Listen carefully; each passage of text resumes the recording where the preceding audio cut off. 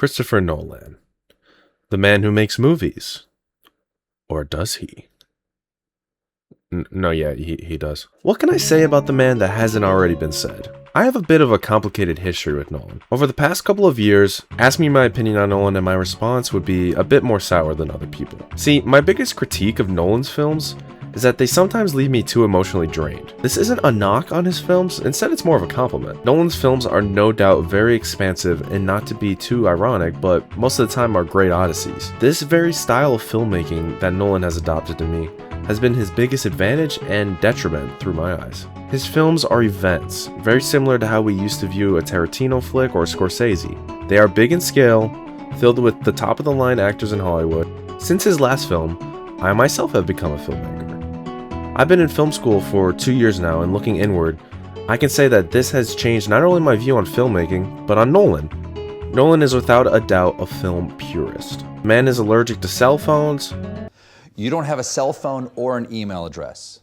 I don't have an email address, I never use email, and I don't have a smartphone. He flies actors in for them to read the script. Where you will stay on site as they read the script the first time?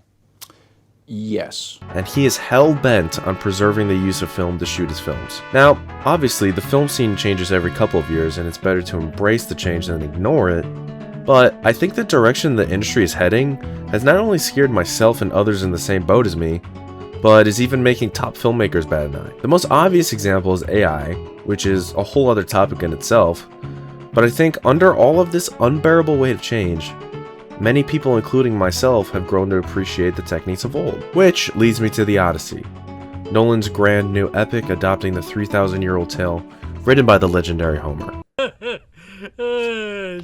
When looking at Nolan's filmography and the story of the Odyssey, it was quite obvious that this was a match made in heaven. Nolan doesn't shy away from telling epics in a tangible and tactile way, which is exactly what the Odyssey needed.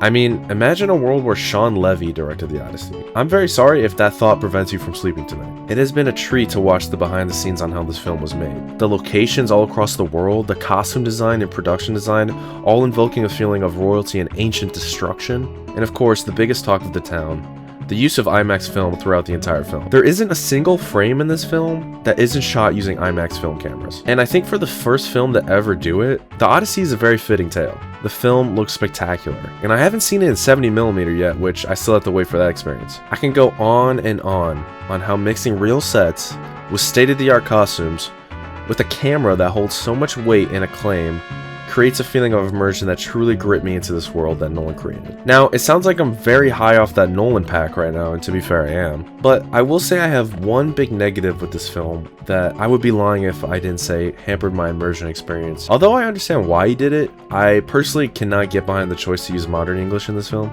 If I had to put myself in Nolan's shoes, I'm guessing he made the choice to use modern English to modernize the story and bring it to a new audience the same way the story has been passed down for millenniums now. But I think shooting this film in IMAX in the year of 2026 is doing more than enough to modernize it. The story of the Odyssey by nature is prophetic and is laced with truths of love, life, and regret all throughout it. And I think if he had gone with the decision to use more of a poetic style of dialogue, it would have suited the story better. And this isn't a knock on the performances. I think all of the actors from Matt Damon to Tom Holland are all able to use the dialogue and still convince me of their place in the story. It is just something that I had to get used to, and looking back, I'm not the highest on.